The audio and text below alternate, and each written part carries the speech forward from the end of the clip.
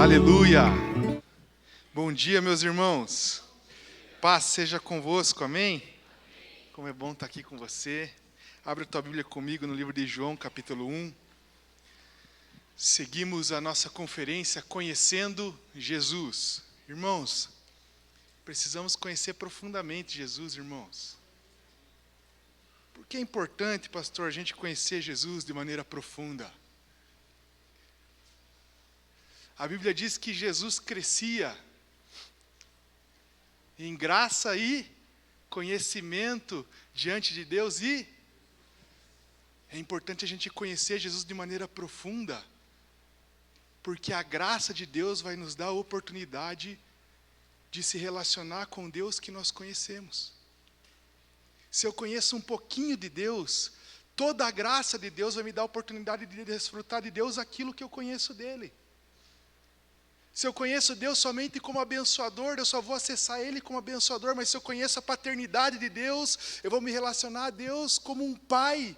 Se eu conheço o amor de Deus cada vez de maneira mais profunda, como diz Efésios, eu vou acessar o amor de Deus de uma maneira profunda. Por isso que nós precisamos conhecer Deus de maneira profunda, para que a gente também cresça em graça que Ele nos dá e conhecimento. Amém, meus queridos?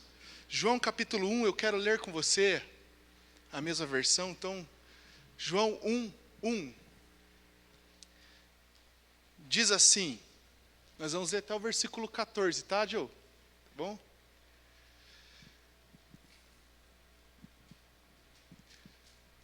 No princípio era o Verbo, e o Verbo estava com Deus, e o Verbo era Deus. Ele estava no princípio com Deus. Todas as coisas foram feitas por Ele, e sem Ele, nada do que foi feito se fez. Nele estava a vida, e a vida era a luz dos homens. E a luz resplandece nas trevas, e as trevas não a compreenderam. Houve um homem enviado de Deus, cujo nome era João. Este veio para testemunho, para que testificasse da luz, para que todos crescem por ele. Não era ele a luz, mas veio para que testificasse da luz. Ali estava a luz verdadeira, que alumia a todo homem que vem ao mundo.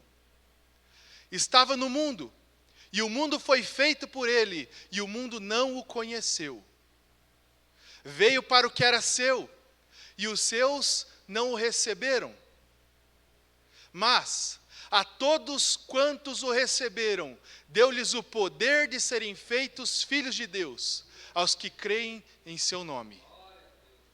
Os quais não nasceram do sangue, nem da vontade da carne, nem da vontade do homem, mas de Deus.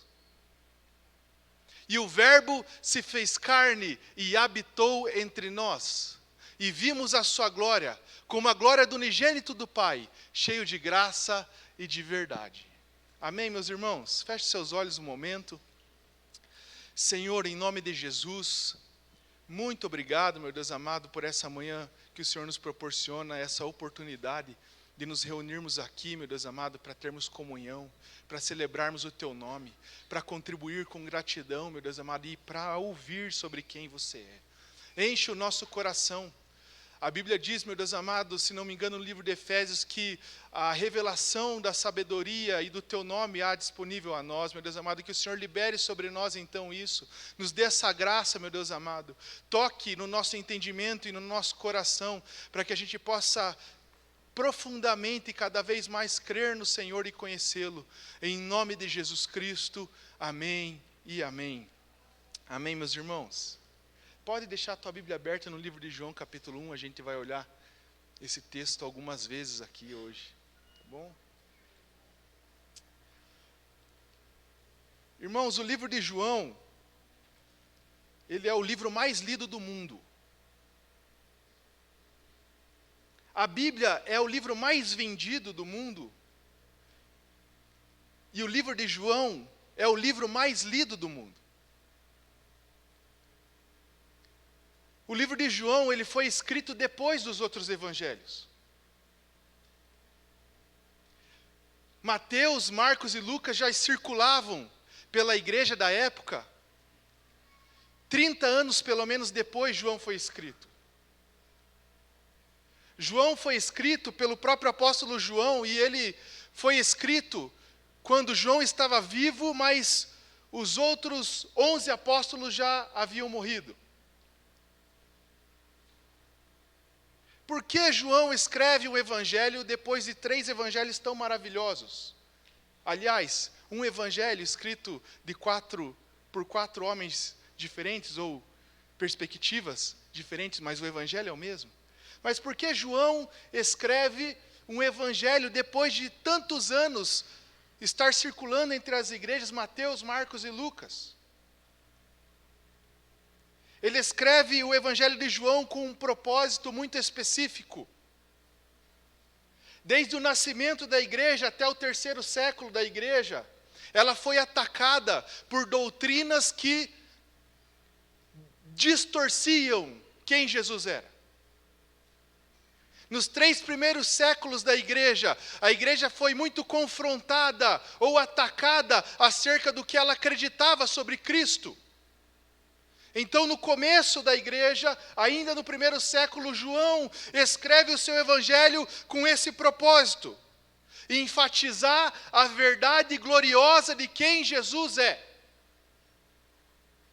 É por isso que João vai falar sobre Jesus no seu período antes de se fazer homem. Ele vai falar de Jesus na eternidade. É por isso que João vai falar sobre Jesus depois que se faz homem. Ele vai falar sobre os 3 anos de Jesus, do seu ministério. E é por isso que ele vai falar sobre após a ressurreição de Jesus também. Porque João está ocupado em explanar, dizer claramente tudo quem é Jesus. E aqui no capítulo 1 de João, é essa primeira parte que ele está falando, sobre quem é Jesus, desde antes das coisas existirem. Quem é Jesus antes de se fazer homem? É como se existisse uma grande cortina, e por trás dessa cortina, a verdade mais audaciosa e gloriosa de todo o evangelho: quem é Jesus? E é como se o Espírito Santo, através de João, aqui no capítulo 1, estivesse abrindo essa cortina para revelar aos homens a natureza de Jesus. Aleluia. Então, dentro desse tema, conhecendo Jesus, é sobre isso que eu quero falar. Nos domingos anteriores, o pastor falou sobre os atributos de Deus, que consequentemente são de Jesus Cristo: Ele como Senhor, Ele como juiz, Ele como um Deus que moralmente está muito distante dos homens, porque os homens são perversos. Os homens se contentam com coisas pecaminosas, mas Deus não é como os homens. Quem se lembra disso, diga amém. Hoje, então, eu gostaria de falar sobre a natureza de Deus, quem Ele é. E aqui no capítulo 1 de João existem pelo menos 4, existem diversas, mas eu gostaria, por conta do tempo, de compartilhar com você pelo menos 4 verdades sobre quem Jesus Cristo é. Por isso quero que você fique com a Bíblia aberta nesse texto e preste muita atenção. A primeira coisa, meus irmãos, que o apóstolo João nos ensina acerca de quem é Jesus, está na primeira afirmação do texto. Pode deixar aqui João 1 para mim, Pedro, por favor. O texto diz: no princípio era o Verbo. A palavra princípio aqui está fazendo alusão à mesma palavra princípio de Gênesis capítulo 1. Gênesis 1:1 vai dizer assim: no princípio criou Deus céus e terra. Então Gênesis 1 está dizendo sobre o começo de todas as coisas, e João capítulo 1 está falando do princípio, fazendo alusão ao começo de todas as coisas. Então ele está dizendo assim, que no princípio era o Verbo. Ele não diz no princípio foi criado o Verbo. Ele não diz no princípio começou também Jesus, que é o Verbo de Deus. Não. Ele diz no princípio já era o Verbo. Aleluia. A palavra era, no texto original, é traduzida pela palavra em, que também pode ser entendida como aquele que já estava antes. Ou seja, quando João está dizendo assim, no princípio, quando Deus não havia criado todas as coisas, Jesus já estava lá antes. Aleluia. Isso é interessante, meus irmãos. Miguel é interessante, por quê? Porque tudo que nós desejamos conhecer de maneira profunda, nós vamos no seu começo, na sua origem. Tudo que eu quero dominar, que eu quero conhecer profundamente, eu começo pelo começo. Mas João está dizendo que Jesus, o Deus a quem nós queremos conhecer, não tem um começo. Ele é eterno. Jesus é eterno. Jesus não teve um início. Diferente do que muitas religiões distorcem acerca de Jesus, ele não foi a primeira criação de Deus. Jesus existe desde sempre, ele é desde sempre. E se Jesus é eterno, ele não está debaixo de um jugo que todos nós estamos. O jugo do tempo. Porque ele é eterno.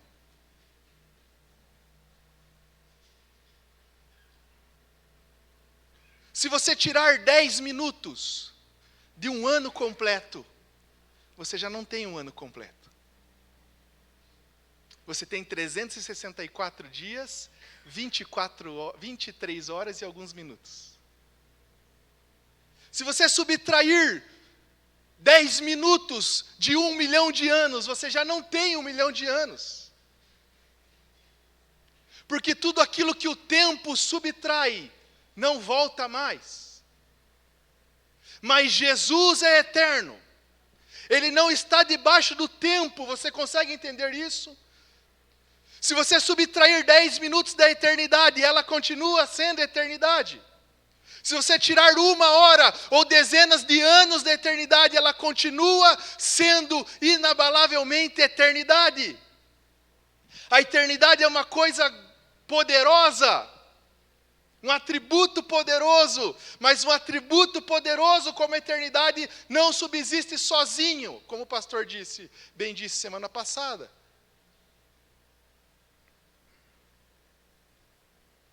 Uma coisa tão poderosa assim só pode existir ou emanar de alguém mais poderoso do que ela. É por isso que Isaías capítulo 9, versículo 6 vai dizer que Jesus é o Pai da eternidade. A eternidade só é grande como nós pouco conhecemos ou imaginamos, porque alguém dá sentido a ela. E esse alguém é Jesus. Por quê? Porque ele não tem início. Ele existe desde sempre.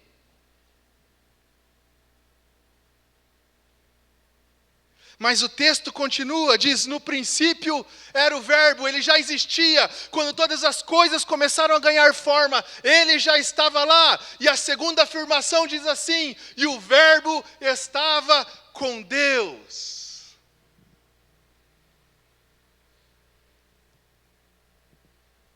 Cristo é eterno, e na eternidade ele não estava sozinho. Ele estava com Deus. A grande questão é como ele estava com Deus. Sabe, irmãos, o texto original, essa expressão, estava com Deus, ela tem uma expressão, ela é traduzida por prostonteon, que fala sobre alguém que está face a face com Deus. Você consegue imaginar Cristo face a face com Deus? Uma vez que a gente compreende que Jesus na eternidade, antes de se fazer homem, já estava face a face com Deus, algumas coisas são destacadas. Nós podemos observar, evidenciar algumas coisas. A primeira delas, se Jesus na eternidade está face a face com Deus, é porque Ele é tão santo quanto Deus é. Deus é santo, irmão? Sim ou não? Não, Ele é santo, santo e santo. Só para você ter ideia, irmãos, o livro de Isaías capítulo 6, o profeta tem uma revelação da glória de Deus. Ele vê Deus sentado em um alto e sublime trono, as orlas das suas vestes enchem o templo, e ele vê ele vê acima desse rei, ele vê serafins. Esses serafins tinham 6 asas, com 2 asas eles voavam, com 2 cobriam os pés, e com 2 cobriam os olhos. E esses serafins estavam acima de Deus, e eles declaravam a santidade de Deus uns para os outros. Os anjos estavam de frente uns para os outros, dizendo sobre a santidade daquele que estavam perto. Dizendo: Santo, Santo, Santo é o Senhor dos exércitos, e a sua glória enche a terra.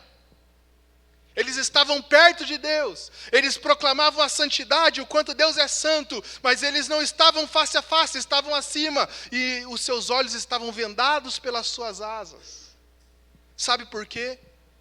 Porque não existem criaturas, por mais que sejam santificadas por Deus, que possuam o mesmo grau de santidade que Deus tem. Por mais que Deus crie coisas santas, aquilo que Ele cria nunca será santo como Ele é. Quem está me entendendo, diga amém. Mas Jesus não está sobre ou acima de Deus e nem com os olhos vendados.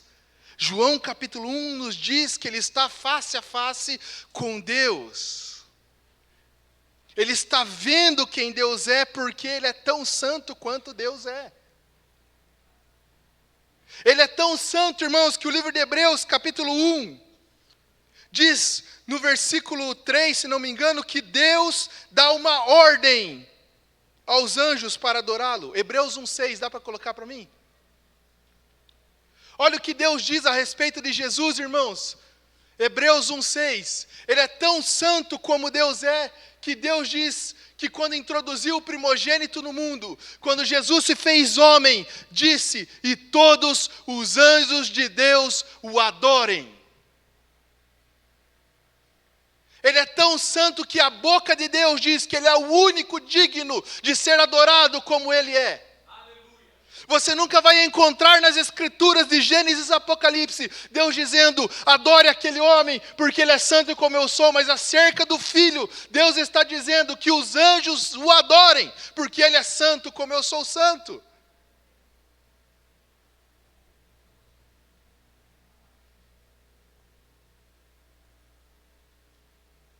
Você precisa temê-lo como teme a Deus.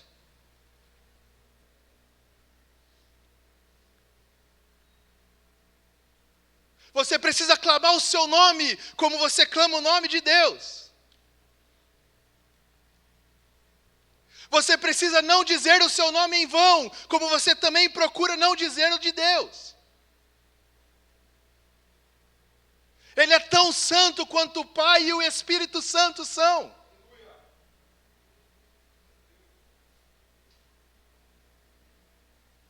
Mas se Jesus está face a face com Deus, Ele não é somente santo. Ele está ali porque estar face a face com Deus evidencia um nível máximo de comunhão e intimidade. Jesus é um com o Pai.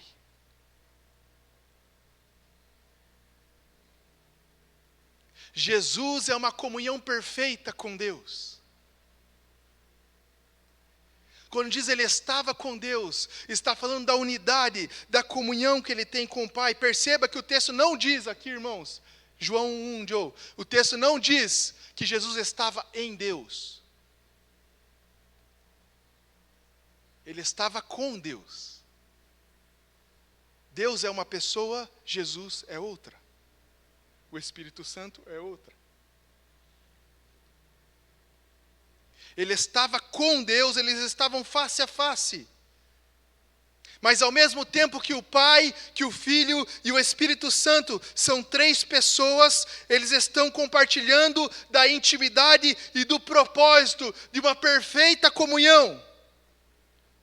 Pai, Filho e Espírito Santo são uma comunhão perfeita que subsiste desde a eternidade. Antes das coisas existirem, Pai, Filho e Espírito Santo estavam juntos compartilhando de intimidade, de propósito, de atributos, de santidade, de glória. Eles são iguais.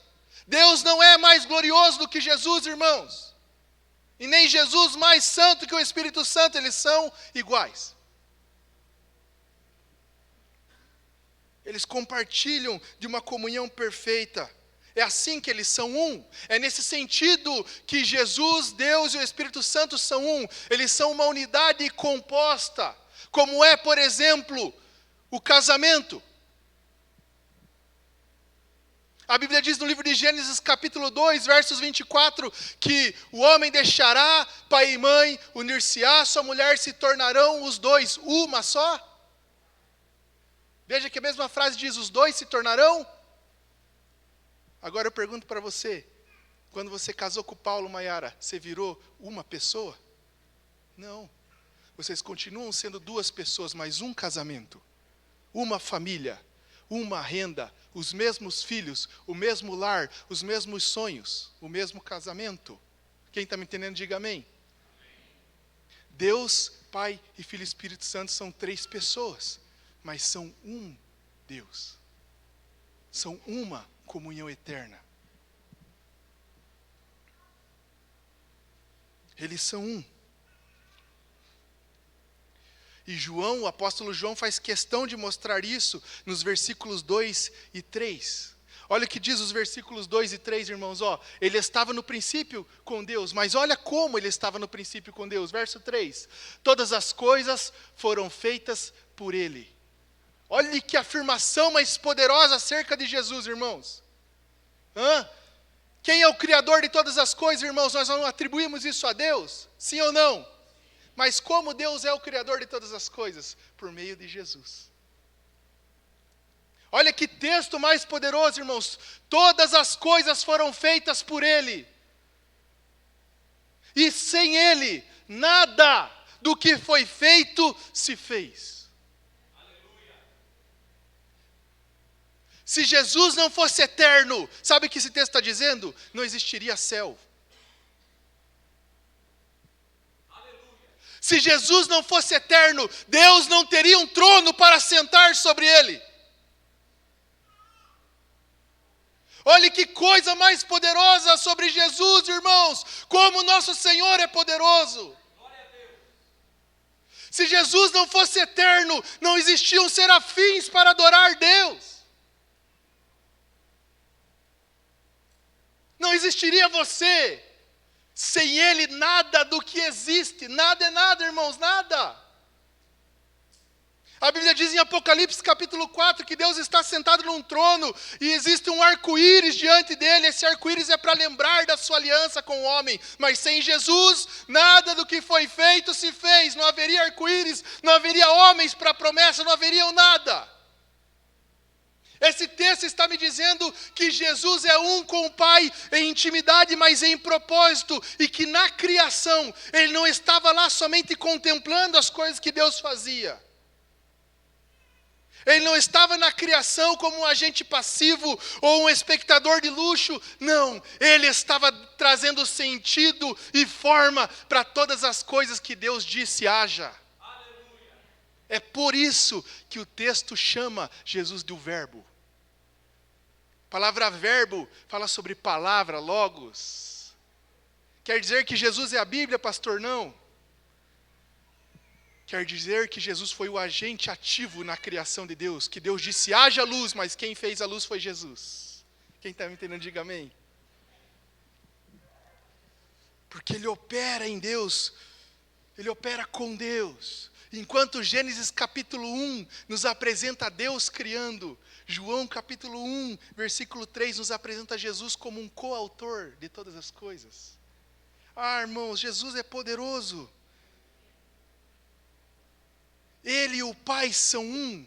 Pastor, se Jesus está face a face com Deus, quer dizer então que Ele é tão santo quanto Deus, porque vê Deus nos olhos? Sim.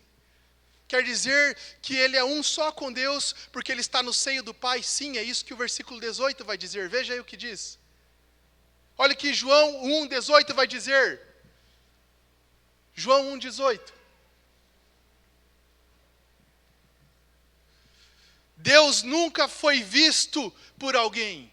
Ah, meus irmãos, se algum dia alguém disser para você, eu vi Deus hoje de manhã, apareceu para mim e disse para mim falar isso para você, a Bíblia diz que nunca ninguém viu Deus.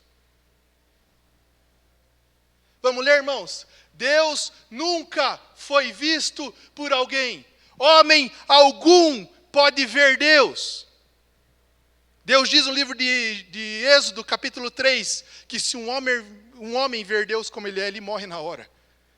Deus diz, homem algum pode me ver e continuar vivo. A glória de Deus explode o homem. De tão majestoso que ele é, de tão grande, de tanto poder que ele tem, glória. Você consegue entender isso? Homem nenhum viu Deus, mas o Filho unigênito, que está onde, irmãos? No seio do Pai, este o fez conhecer. A palavra seio aqui está falando sobre um ambiente de intimidade único. Sobre estar no centro. Sobre estar no ponto certo. Jesus é aquele que está onde Deus exatamente está, e mais nenhum outro. Nenhum outro, junto com Jesus e o Espírito Santo, está com Deus. Então Jesus está com Deus porque Ele é santo como Ele é, porque tem uma comunhão perfeita com Deus desde a eternidade. Mas se Ele está onde Deus está, é santo como Deus é santo, e faz o que Deus fez, então Ele é exatamente como Deus é. Ele não é inferior a Deus e nem superior. Eles são iguais. Mas pastor, por que eu vi no YouTube um homem falando que se Jesus fosse igual a Deus, ele não diria, o Pai é maior do que eu? Se Jesus é igual ao Pai, por que ele diz isso, pastor? Ele diz isso pela cumplicidade, pela voluntariedade do propósito. Ele diz isso porque Filipenses capítulo 2, já citei esse texto acho que nas últimas 4 mensagens minhas aqui. A partir do versículo 4 vai dizer que nós precisamos ter no nosso coração o mesmo sentimento que houve também em Cristo Jesus, o qual, sendo Deus, não olhou para isso, preste atenção, como algo que devia pegar-se, antes esvaziando-se a si mesmo, não a sua divindade, o seu direito de ser Deus. Os direitos que ser Deus lhe concediam, corrigindo. Não se agarrando nesses direitos que eram seus, se fez homem, e na figura de homem se fez servo, e sendo servo foi fiel até a morte e morte de cruz. Então ele diz isso porque está revestido de servidão, de humildade, o qual humilhando-se a si mesmo.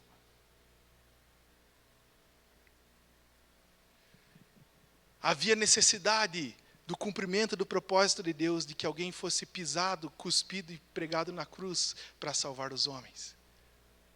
E ele se fez o menor de todos. A cumplicidade entre eles. O mais importante é Deus, essa unidade composta, essa comunhão eterna entre Pai, Filho e Espírito Santo serem glorificados. Por exemplo, meus irmãos, o livro de Efésios, capítulo 1, versículo 9 e 10 diz que a vontade de Deus é colocar tudo debaixo do domínio de Jesus. Consegue imaginar Deus aqui, Jesus à sua destra e o Espírito Santo. E a vontade de Deus é colocar tudo debaixo do domínio de Jesus. Isso é o que está escrito em Efésios, capítulo 1, versículo 9 e 10. Mas se você abrir o livro de Coríntios, 1 Coríntios capítulo 15, versículo 2, você vai ver que a vontade de Jesus é fazer a mesma coisa, só que debaixo da autoridade de Deus.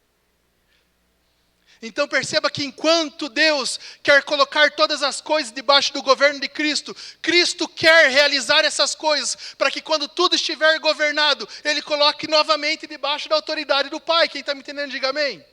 Por quê? Porque eles compartilham de comunhão, intimidade e propósito e glória.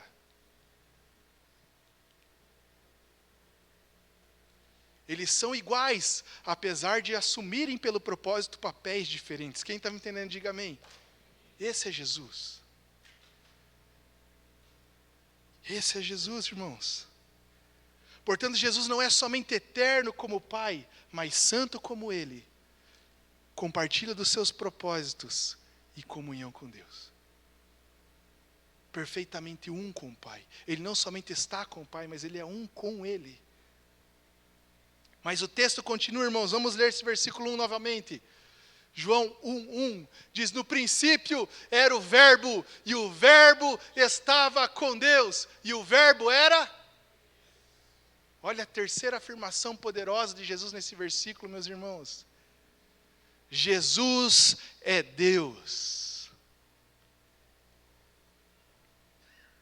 Essa é a afirmação mais poderosa do Evangelho. Deus se fez homem. Deus é o Salvador dos homens. Jesus é Deus. Um homem que foi líder, um dos líderes da igreja na China, antes do comunismo, mais ou menos 1936, se chamava Watchman Nee. E ele intriga a humanidade com uma pergunta. Ele diz assim que acerca de Jesus, você precisa escolher uma dessas três coisas. Ele diz assim que acerca de Jesus, só podemos pensar três coisas. Ou ele é mentiroso, ou ele é lunático, ou é verdadeiramente Deus. Ou é um mentiroso, ou é um lunático, ou ele é verdadeiramente Deus. Porque se ele não for quem ele diz ser, é mentiroso. Se ele não é quem ele achou que era, ele não é um mentiroso, mas ele é um lunático. Mas se ele é quem ele diz ser, então ele é Deus. E as Escrituras afirmam que Jesus é Deus. Não importa, meus irmãos, o que você ouviu quando era criança, o que uma religião te apresentou antes de ter um encontro verdadeiro com Jesus, Jesus é Deus. Para muitos homens, Jesus é um grande exemplo de conduta moral. Me lembro de uma vez, talvez você lembre disso, pastor. Uma irmã estava enferma naquela ponta da igreja, não lembro nem se era essa igreja ou a outra. Mas o pastor foi orar por ela, e ele falou: eu creio que Jesus pode curar você. E ela falou: amém. E ele falou: quem é Jesus para você? E ela falou: Jesus para mim é um grande exemplo. Lembra disso, pastor? Ele é Deus, irmãos. Você pode glorificar o nome dele por isso? Jesus é Deus. Para muitas pessoas, Jesus é só um exemplo. Irmãos, para os mormons, Jesus é um Deus como você vai ser. Eles acreditam que nós vamos ser como Jesus é. Para os adventistas, Jesus é o arcanjo Miguel, irmãos. Para o testemunha de Jeová, Jesus é um anjo. Para o muçulmano, Jesus é um profeta.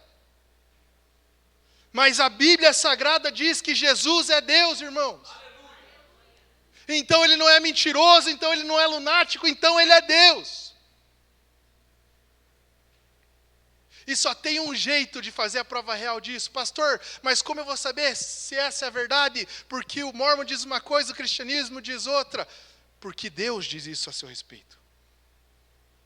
Olhe que declaração mais poderosa de Deus acerca de Jesus, irmãos. Coloca para mim lá, livro de Hebreus, capítulo 1, versículo 8, Joe.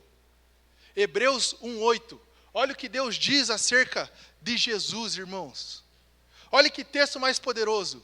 Mas do Filho diz: ó Deus, o teu trono subsiste pelos séculos dos séculos. Cetro de equidade é o cetro do teu reino.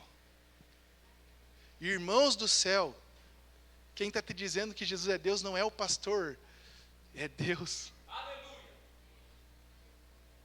Quem dá testemunho acerca da divindade do Filho não é uma religião, irmãos, é Deus.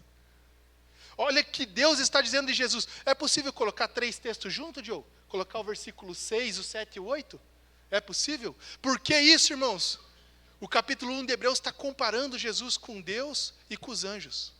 Olha o que o texto diz, irmãos. Hebreus 1, 6, 7 e 8.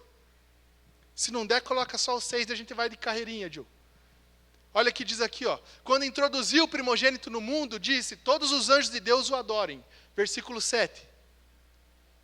E quanto aos anjos, olha que interessante, disse, anjos, adorem Jesus. Mas os anjos, como são? Os anjos são apenas ministros, labareda de fogo. Então Jesus não é anjo, irmãos. Jesus é Deus, e os anjos adoram a Ele. Versículo 8, olha o que diz aqui. Mas do Filho, se os anjos são ministros, quem é o Filho? Não, do Filho, Deus não chamou de ministro, o Filho Deus chamou de Deus. Ó Deus, o teu trono subsiste pelos séculos dos séculos. Século dos séculos é o que, irmãos? Eternidade. Você é Deus e Rei desde eternamente. Você consegue entender o tamanho de Jesus Cristo, irmão? E diz que o cetro de equidade de Jesus é o cetro do teu reino. A palavra equidade fala sobre retidão. Sabe o que quer dizer equidade? Que nada... Você quer conhecer Jesus, irmão? Sim ou não? Então entenda que cetro de equidade é o cetro do seu reino. Sabe como que Jesus governa, Pati? Nada que é injusto passa despercebido aos seus olhos.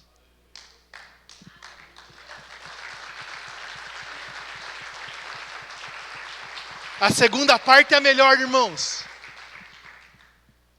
E nada que é justo deixa de ser recompensado. Irmãos, olha isso aqui, irmãos. Cetro de equidade é o cetro do seu reino, porque Ele é um Deus justo. Nenhuma injustiça passa despercebida. Ele identifica tudo. Ninguém passa escondido atrás de alguma coisa. Está escrito que se você construir a sua morada na mais alta montanha, Ele vai te derrubar de lá. Porque Ele te vê. E está escrito que se você esconder a tua cama no inferno, Ele vai até lá atrás de você. Porque nenhuma injustiça passa despercebida. Por isso quero te dizer, não ache Deus injusto. Talvez você está dizendo no teu coração que Deus foi injusto com alguma coisa no teu passado. Cetro de equidade é o cetro do seu reino. Quem está garantindo isso é o Criador, é o Deus Pai. Está dizendo, Deus, o teu trono estou tranquilo, é cetro de equidade.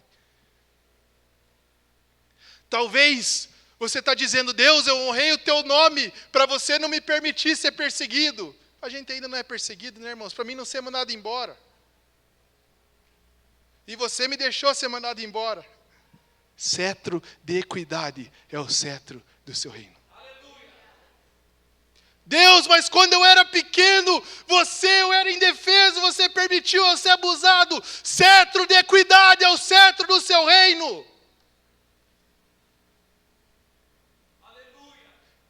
Deus, mas eu dei um envelope e você não me deu o que eu queria. Cetro de equidade é o cetro do seu senhorio, do seu reino, Ele é Deus. Não diga para Ele que Ele é injusto. Você ainda vai conhecer a sua justiça.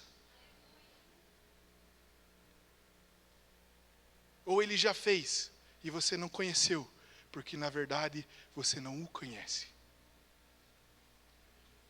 Porque para Deus o que é justo nem sempre é para os homens. Eu ouvi um pregador esse dia dizendo, eu não sou como vocês. Deus dizendo, semana passada, Salmo 147. É isso, pastor? Qual o salmo que você pregou? 147? 57, 50? Salmo 50, eu não sou como vocês. Sabe por quê? Porque a gente espera a justiça de um jeito e a de Deus já aconteceu por outro. Porque o livro de Isaías vai dizer que os meus pensamentos não são como os seus pensamentos. Assim como a distância entre o céu e a terra, assim são os meus pensamentos distantes dos seus. Não está dizendo que os sonhos de Deus são maiores que os seus. Está dizendo, vocês olham para a vida com o olho de pecador e eu olho com o olho de santo, santo, santo. E só tem um que vê com os meus olhos. Aquele que está face a face diante de mim.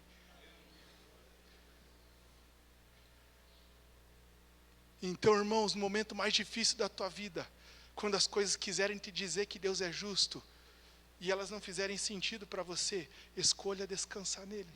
Saiba que cetro de equidade é o cetro do seu reino. Jesus é Deus, irmãos. Pastor, existe algum texto bíblico que diga que Jesus é Deus? Hebreus 1:8. Tem mais algum, pastor? Tem. Isaías 9:6, Deus não somente diz que Ele é o Pai da eternidade, mas Deus forte. Coloca para mim aí, Joe, coloca aí 1 João 5:20. Olha que 1 João 5:20, anote na capa da tua Bíblia esse texto, irmãos. Não trouxe caneta, pastor? Agora você pode tirar o celular do bolso e tirar foto desse texto. 1 João 5:20, irmãos. Olha o que diz aqui, ó. Quem quer conhecer Jesus, irmão, diga amém. Amém. Ele nos deu entendimento para conhecer quem é o verdadeiro. Receba, irmão, o discernimento, o entendimento acerca de quem é Jesus. Olha o que diz aqui, ó. Sabemos que já o Filho de Deus é vindo e nos deu entendimento para conhecermos o que é verdadeiro. E no que é verdadeiro estamos, isto é, em seu Filho Jesus Cristo. Quem é Jesus? Pergunta para as Escrituras, ela vai te responder. Este é o verdadeiro Deus e a vida eterna. Jesus é verdadeiro Deus e a vida eterna. Ele nos deu o entendimento para conhecermos. Ele é Deus, irmãos. Tito, capítulo 2, versículo 13. Tito, pastor, tem Tito na Bíblia? Tem, irmãos. Duas folhinhas, uma folhinha e meia depois de Timóteo ali. Olha o que diz aqui, ó. Tito 2,13. Aguardando a bem-aventurada esperança e o aparecimento da glória do grande Deus e nosso Senhor Jesus Cristo. Quem vai aparecer para arrebatar os santos depois da grande tribulação, irmãos? Quem? Jesus. E o texto está dizendo que nós esperamos Jesus, que é nosso grande Deus e Senhor. Jesus Cristo é Deus, irmão, sim ou não? Sim. Então para de acreditar no que você vê no YouTube. Para de guardar o folhetinho que entra na tua caixinha de correspondência para dizer que Jesus não é. A Bíblia diz que é, irmãos. Conheça-o. Jesus é Deus, irmãos.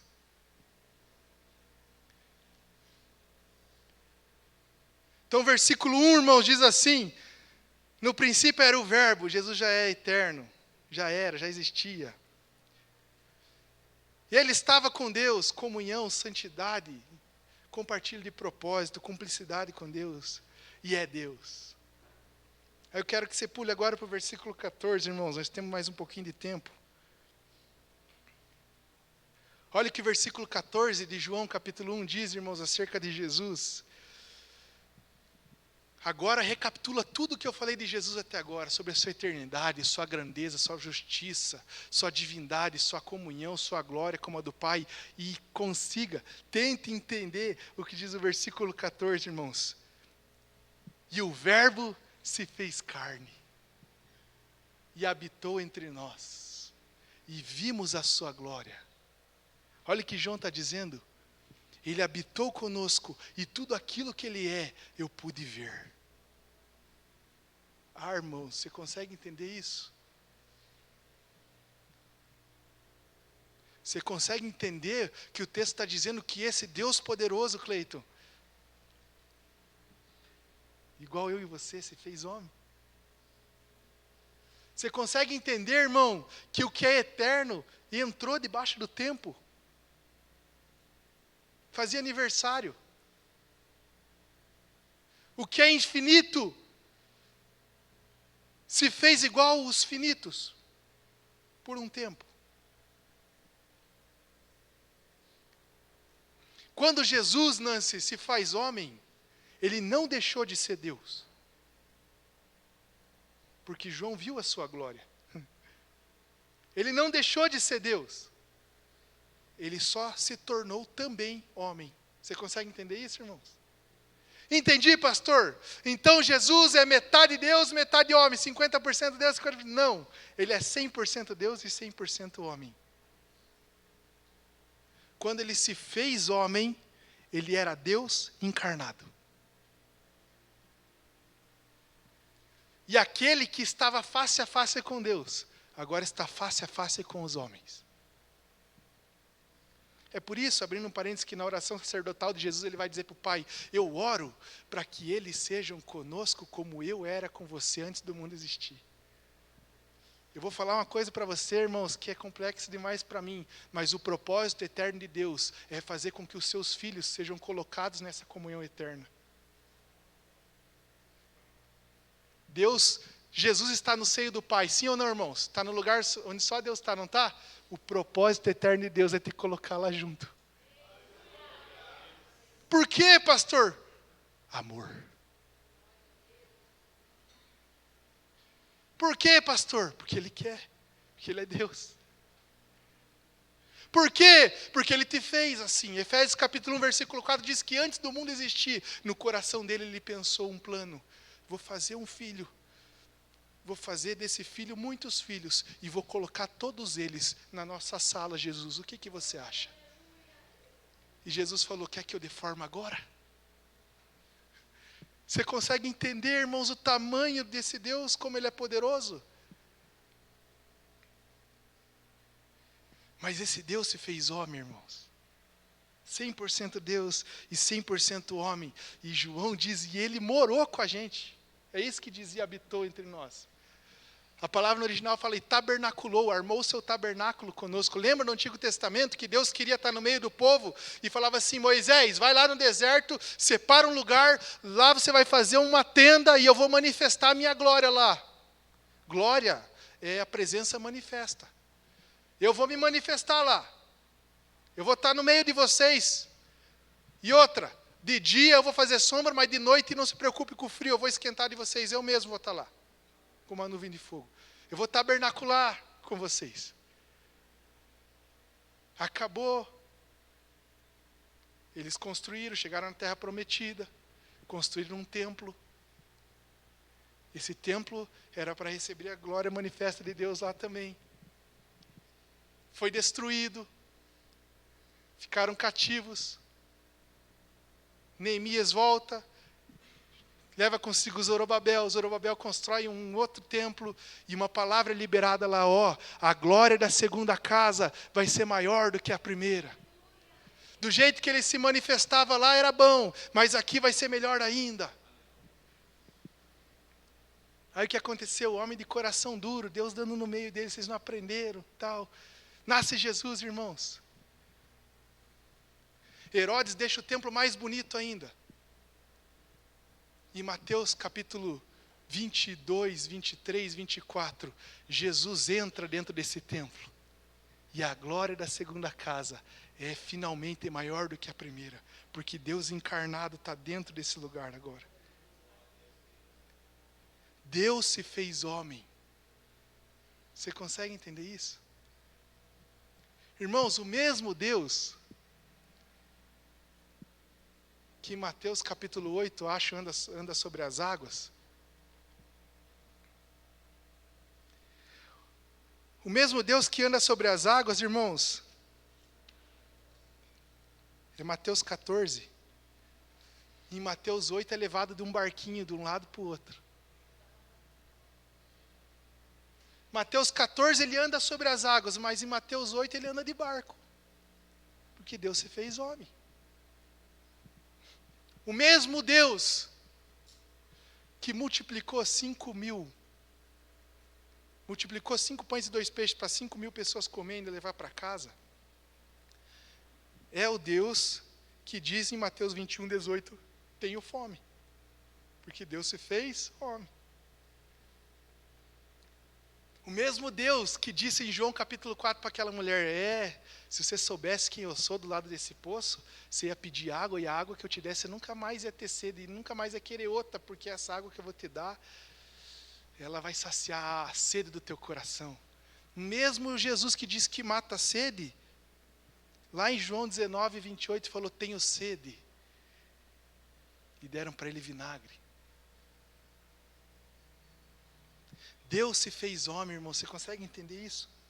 Isso mostra que quando Jesus se fez homem, ele não deixou de ser Deus, mas ao mesmo tempo assumiu completamente a natureza de homem. A diferença entre nós e ele é que nós herdamos uma natureza pecaminosa de Adão, e ele não. É por isso que a Bíblia vai dizer, se não me engano, no livro de Romanos, que ele é o segundo Adão.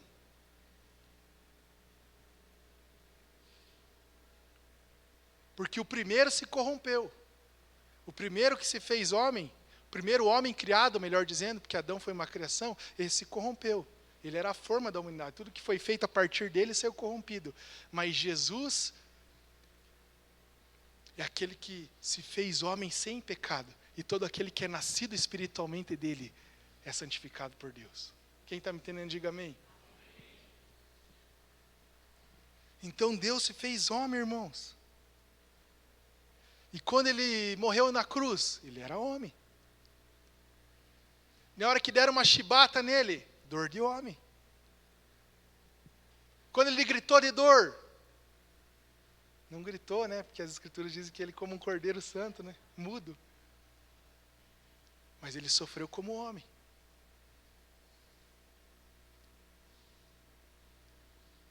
E quando ele ressuscitou, pastor?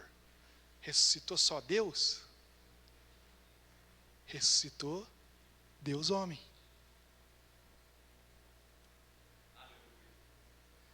Vou te dizer uma coisa que talvez você nunca tenha ouvido, irmãos. Como será que é Jesus, pastor? Quando eu for no céu, ele vai ser um grande raio de sol. Esses dias postaram uma foto de como é os seres, né? Como vai ser Jesus? Jesus vai ser um homem, irmão. Você vai chegar lá e vai ver um homem.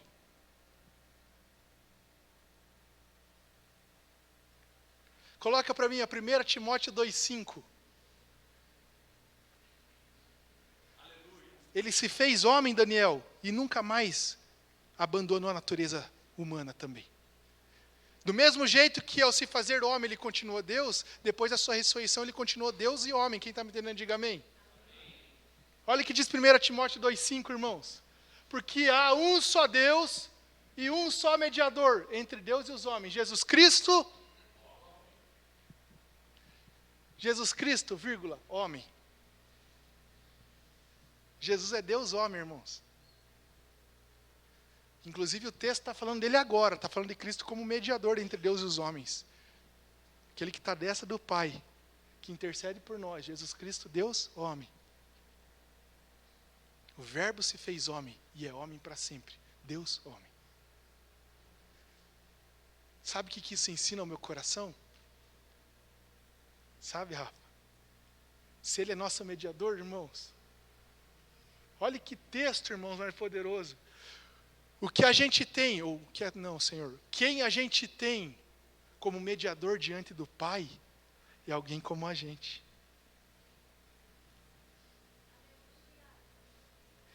Quem nos representa à destra do Pai é alguém homem. Em outubro desse ano tem eleição, irmão, sim ou não?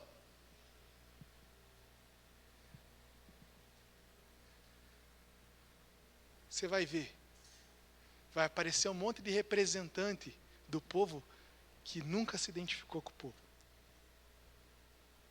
Vai aparecer um monte de rico que fez faculdade no exterior, que é filho de político, que é neta de político, que vai dizer assim, daí na campainha lá vai aparecer lá em câmera lenta ele abraçando o pobre, né? Pisando na valeta, vou arrumar isso aqui. Ele quer ser o representante do povo, mas ele nunca habitou com o povo. Ele quer representar o teu coração sem sentir o que você nunca sentiu. Ele quer falar sobre a fome, mas tudo que ele tem para combater a fome são números. Ele come picanha, mesmo sendo R$200. Em outubro, muitos representantes vão querer representar todas as esferas sociais, mas nunca viveram ela de maneira profunda. Mas o nosso representante diante do Pai é alguém que se fez carne e habitou conosco.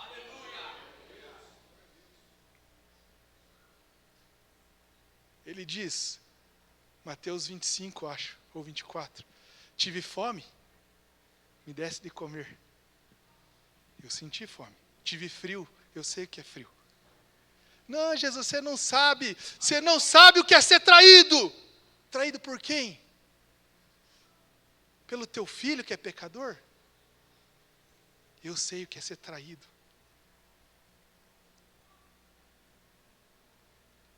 Eu sei o que é ser traído.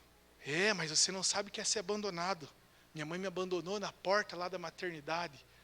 Eu sei o que é ser abandonado. Na cruz ele disse, Deus meu, por que me desamparaste? Eu sei. Mas você não sabe o que é ter fome. Sei. Você não sabe o que é ter sede. Eu sei o que é ter sede e sei o que é tomar vinagre. Você sabe?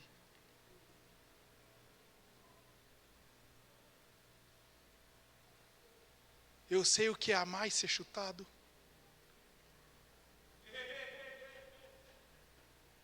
Eu sei o que é abençoar e só ter amizade por interesse. João capítulo 6 diz que eles queriam fazer de Jesus o Senhor deles, porque ele dava de comer e curava as pessoas. A hora que ele falou, então vamos, daí nós vamos morrer para glorificar o nome de Jesus, os caras foram embora. Ele falou, eu sei. Ele não sabe o que é pecar, mas ele sabe o que é vencer a tentação. Ele não sabe o que é perder para o diabo, mas ele sabe o que é pisar na cabeça dele. Ele sabe, irmãos. Por isso que o livro de Hebreus, capítulo 4, eu estou falando sobre João, mas é a quarta vez que eu cito Hebreus, né, irmão? Vai falar no versículo 16 sobre como que a gente tem que orar. Coloca para mim Hebreus 4:16. Irmãos, Deus se fez homem, é homem para sempre, mas é Deus para sempre, eternamente. Aí olha o que diz Hebreus capítulo 4:16 sobre o nosso representante. Por isso, cheguemos, pois, com confiança ao trono da graça, para que possamos alcançar misericórdia e achar graça, a fim de sermos ajudados em tempo oportuno. Coloca para mim a versão NVI aqui, Joe, consegue? Ela explica um pouquinho melhor esse texto. Olha o que diz aqui, irmãos. Assim, aproximemo-nos do trono da graça com toda confiança, a fim de recebermos misericórdia e encontrarmos graça que nos ajude no momento da necessidade. Por que é possível, Ovídia, eu chegar com confiança para orar, pedir para Deus misericórdia e graça, quando eu preciso, que o texto diz, no momento da necessidade. Por que é possível, no momento da necessidade, eu pedir a Deus isso? Porque Ele se identifica comigo. O livro de João, capítulo 2, uma folha para frente, não precisa se abrir, vai dizer assim, que ninguém, presta atenção, ninguém precisou sentar e explicar para Jesus o que é um homem, porque Ele mesmo sabia o que era a natureza humana. Por isso você pode chegar com confiança. Misericórdia é Deus não dar a aplicação daquilo que você merece, de justiça. Isso é misericórdia. Você é pecador, você merece juízo, mas Ele não te dá, Ele dá misericórdia. E graça, Ele te dá a bênção que você não merece. Então Ele diz assim, quando você precisar de misericórdia, que é ser aceito por Deus, e graça, que é ser abençoado por Deus, pode chegar com confiança, porque eu sei o que é ser homem.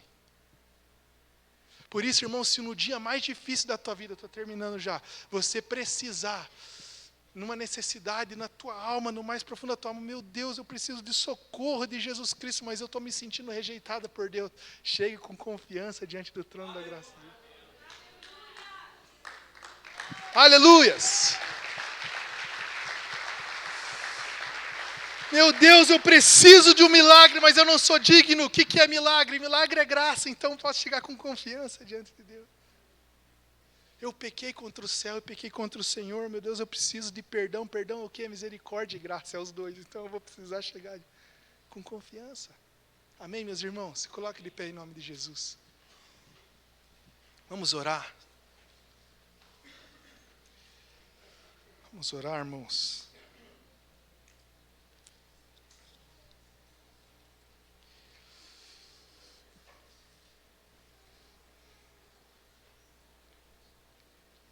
Coloca uma música para nós, Will, fazendo favor. Pode ser alguma sobre conhecer Jesus, aquela do Alessandro Vilas Boas. Irmãos, mas sabe o que é melhor? Sabe o que é melhor, irmãos? Feche seus olhos aí. Já vai entrando no teu espírito de contemplação a Deus, de oração. O livro de Malaquias diz assim, que mais do que conhecer Jesus nas Escrituras, nós conseguimos experimentar a sua pessoa. A Bíblia diz, provai e vede que o Senhor é bom. Jesus precisa ser provado. A Bíblia diz, comei da minha carne e bebei do meu sangue. Você pode experimentar agora esse Deus de graça e misericórdia, que está face a face com Deus, mas se fez homem, está esperando você no trono da graça, para que quando você chegar com confiança, Ele te atenda e te abençoe. Ah, Senhor, em nome de Jesus. Ah, meu Deus, muito obrigado. Não existem palavras, meu Deus amado, para expressar do nosso coração ao Senhor gratidão e alegria e louvores de alegria pelo quem o Senhor é, meu Deus amado. Como é grande em quem depositamos a nossa confiança.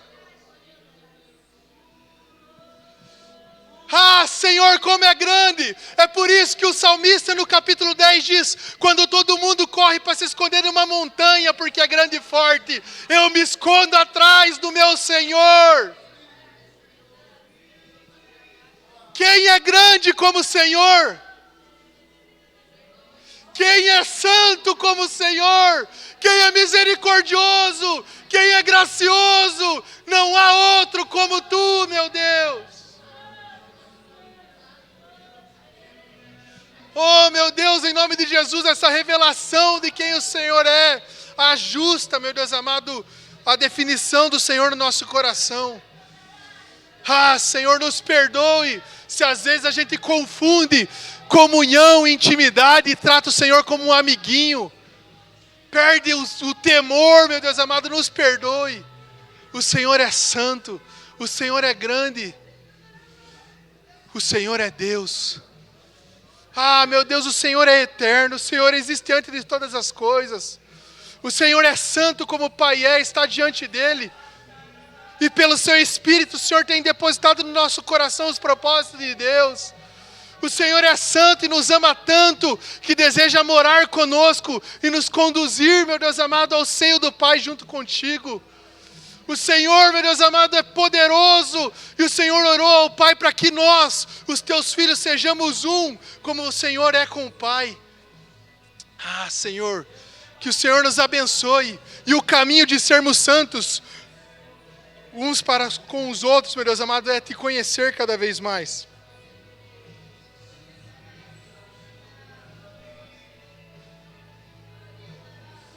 Senhor, em nome de Jesus, nos abençoe.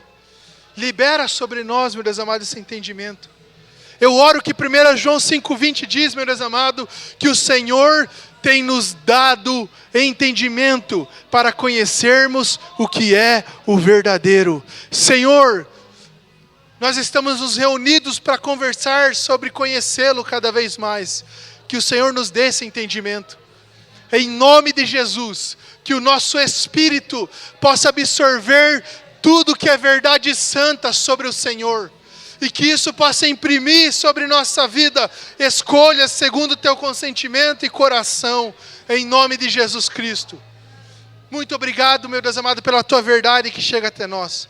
Obrigado, meu Deus amado, por esse tempo tão oportuno. Muito obrigado, em nome de Jesus Cristo. Amém e amém. Amém, meus irmãos. Amém. Quero encorajar você a conhecer Jesus cada vez mais. Você precisa conhecer Jesus de maneira profunda, meus irmãos. Nós precisamos, eu preciso. Nós precisamos. Para não sermos enganados, meus irmãos. Diante de um cenário, irmãos, de pandemia, de guerra na Europa, de fome, de enganador, o único cuidado que Jesus nos manda ter em Mateus 24 é para não ser enganado. Só tem um jeito de não ser enganado: conhecer o verdadeiro, irmãos. Nós precisamos conhecer Jesus, irmãos. Coloca a tua mão em posição de receber. Que o grande amor de Deus, que a graça e a paz do nosso Senhor e Salvador Jesus, e as mais doces e ricas consolações do Espírito Santo, seja sobre a tua vida, hoje e sempre. Conheça Jesus.